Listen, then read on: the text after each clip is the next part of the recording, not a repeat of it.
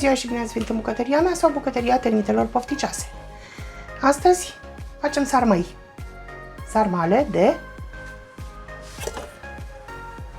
frunze de viță de vie.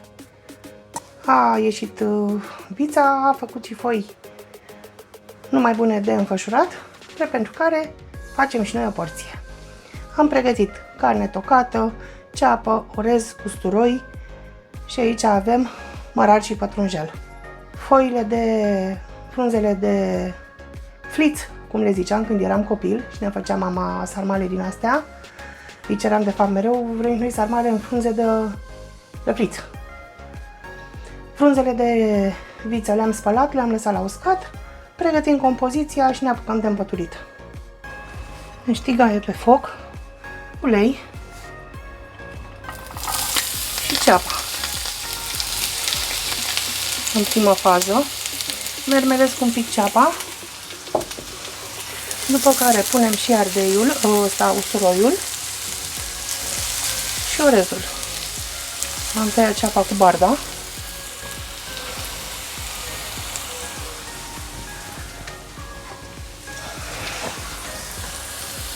Focul mai micuț. Puțină sare.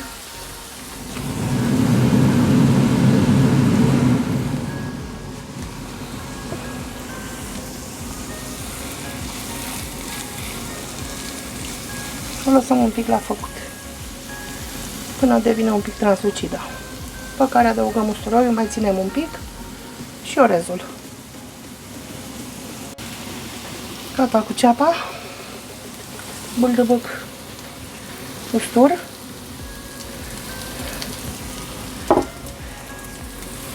am dat focul mai mare că nu mai aveam răbdare, mermelesc așa un pic.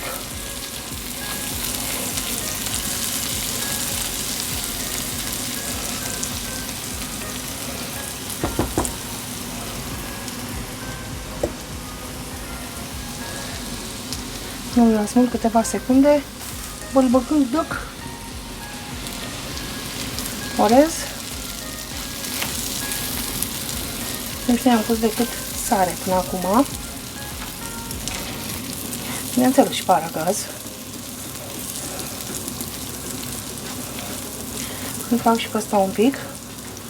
După care pun o linguriță de fapt de bulion, puțină apă și las un pic să fiarbă.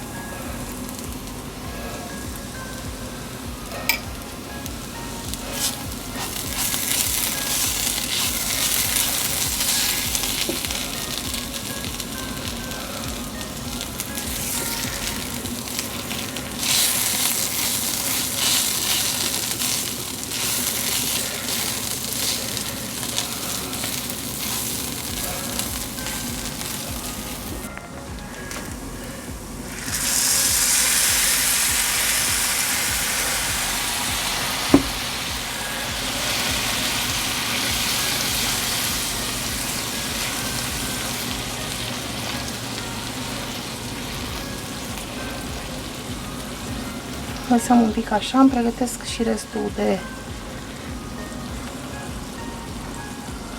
miroase, cum le mai zic eu câteodată. Cimbru,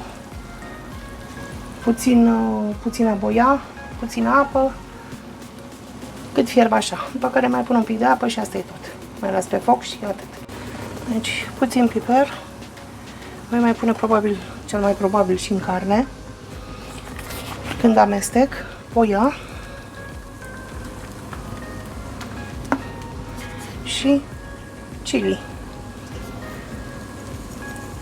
Dacă vrea să iasă. Se pare că nu vrea.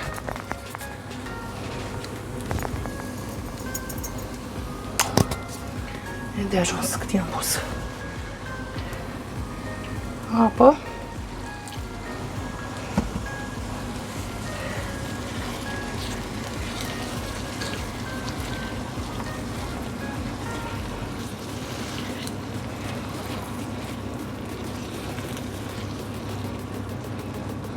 Îi voi mai pune cimbru acum pentru că am verdeață. Pun un pic de apă și o las să fiarbă. Asta, orezul, să fie jumate fiert.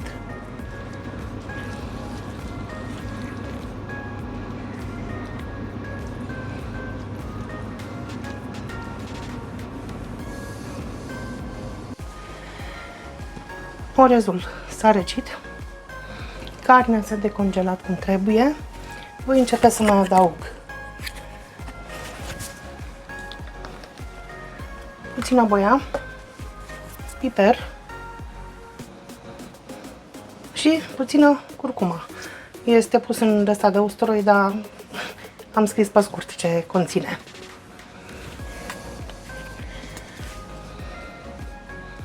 O folosesc pentru că este un foarte bun antiinflamator. Iar eu, dacă mă urmăriți, poate ați văzut în alt videoclip că am spus că am probleme cu coloana. Sunt și operată, mai trebuie să fac încă câteva operații pe coloană, dar trag cât pot de timp.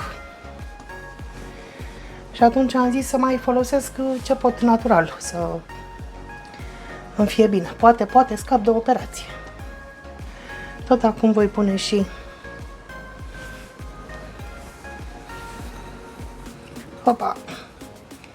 bâldăbâc mărar pătrunjel, de la congelator, bineînțeles, că na, trebuie să-l consum și pe ăsta. Am tot luat din pătrunjelul de afară și ce a rămas e mai micuț. Prefer să-l mai las să crească. Și pentru că are curcuma și nu vreau să mă îngălbenesc, sunt domnul doctor. Ne apucăm să amestecăm și să înfășurăm. Nu pun ou, am văzut că sunt rețete cu ou. Eu nu pun ou decât la chiftele. Baba, și pe masă. Deci acum ne apucăm, bineînțeles că am luat un castron mic. Ne apucăm și amestecăm cum trebuie, cu simț de răspundere și să înfășurăm. Am terminat de amestecat carnea, mi-am pregătit un fund pe care voi înfășura sarmalele și o tavă pe care le voi pune în funcție de cum îmi ies și cât îmi ies, mă orientez și în ce le pun la gătit. Dacă auziți ceva în fundal, să știți că este mașina de vase care nu se mai termină. Era aici, nu te mai înțelege eu cu persoană și am băgat repede o mașină de vase. Și mai este și furtuna de afară care a început între timp. Bun, să revenim. Luăm frunza.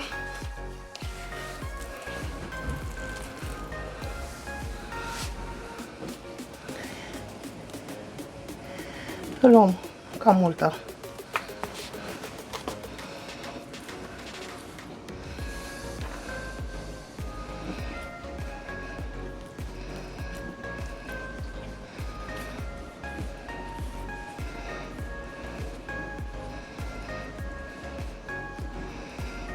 Pus prea multă, dar nu-i nimic. Aici le voi face ca la cele de varză.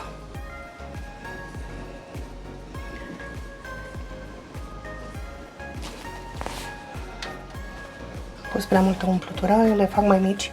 Le-am cântărit odată, când aveam mai mult timp la dispoziție și chef.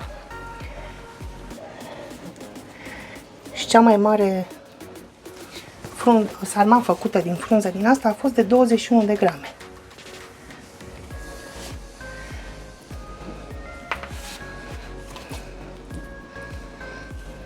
Astea vor fi mai mari, da?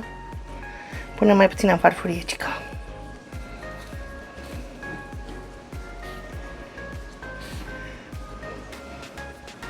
O, e imensă. Și așa până terminăm frunzele și compoziția.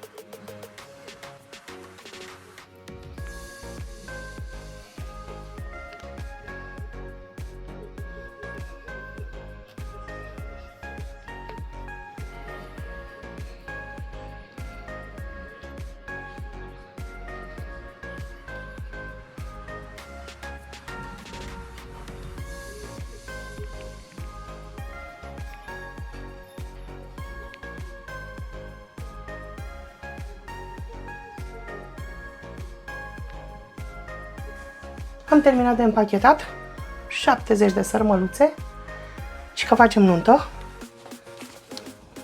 Mi-am adus și noua achiziție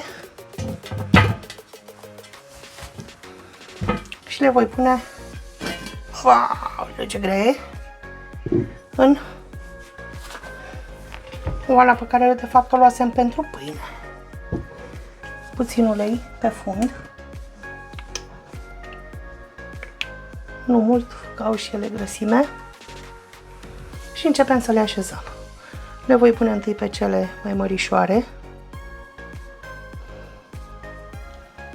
urmând ca cele mici să le las deasupra. A fost în funcție de frunze, și mari și mici, cum am putut așa le-am făcut.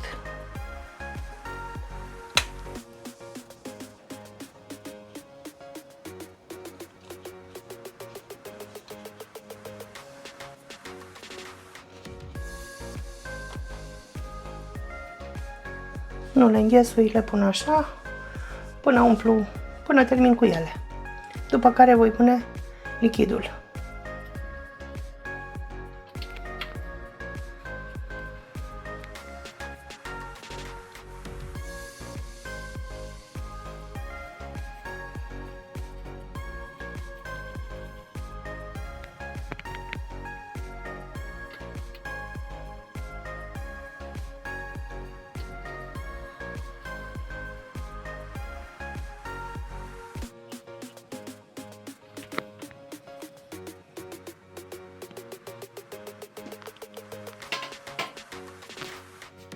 Acum pregătim sosul. Îl fac simplu, cât se poate de simplu, respectiv pasta de tomate, bulion, nu știu ce Dumnezeu e, hai să ne uităm, scrie, nu scrie. Ce am cumpărat aici e pasta de tomate de la Sultan. După cum știți, tot ce e cu roșii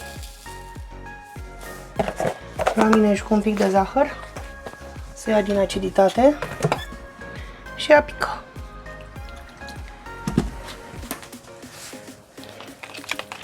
Desfacem ușor.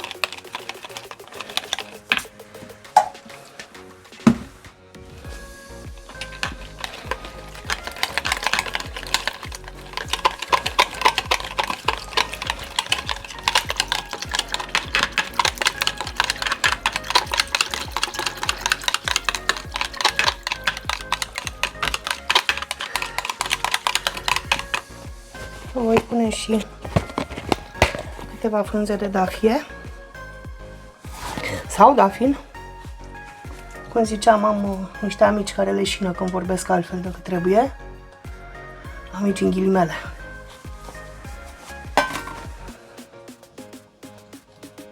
Da? Trebuie să mai și glumim. Cine nu știe de glumă din punctul meu de vedere, mă opresc aici. Cu ce vreau să zic. Bun. Și acum punem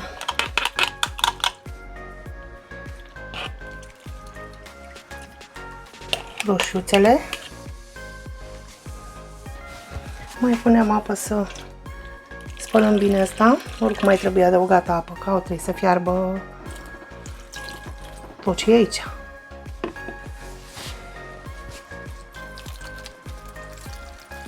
Bineînțeles că n-ajunge, așa că voi mai umple cana. De data asta cu apă de la frigider, de la chiuvetă.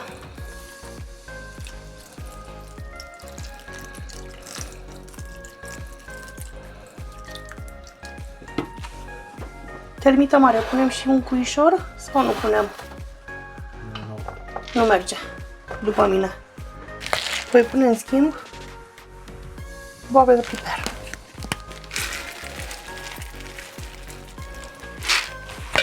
Punem capacul și rugăm termita cu mușchi să o bage în cuptor, că înseamnă că mă bag în pat după aia, dar cu mâna pe o să iau capacul să fie și mai ușoară, că te rupe și pe tine. Deci e cumplită asta de grea. Nu știu ce a fost în capul meu când am cumpărat-o și am că pot să o manevrez la pâine. Voi face pâine când e termita cu mușchii acasă.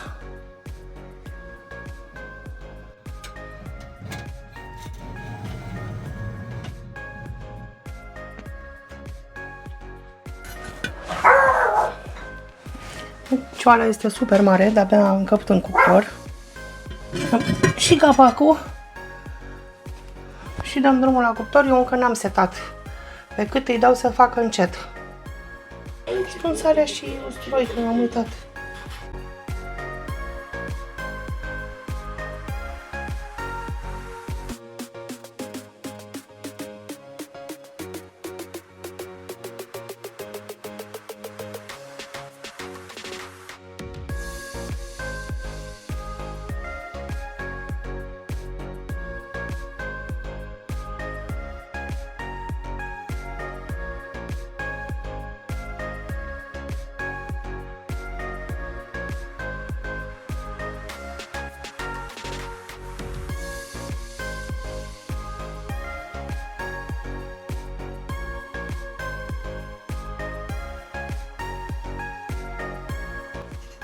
Sărmăluțele mele sunt gata, le-am ținut așa, la 185 de grade, ventilație și căldură sus-jos, pentru o oră. Și 30 de minute, 230 de grade pe maxim, că termitele nu mai aveau răbdare. Cel puțin aia mică. Deci, sărmăluțe, smântână, își pune fiecare în farfurie, nu voi pune eu acum. Sunt excelente. Vă recomand să încercați și varianta mea de sărmăluțe în foi de viță. Îmi plouă în gură, de-aia încep să mă bâlbâi mai rău decât de obicei, dar abia aștept să mă așez și eu la masă cu ei. Mulțumesc că ați stat cu mine în bucătărie și astăzi și vă aștept la o nouă rețetă. Vă pup!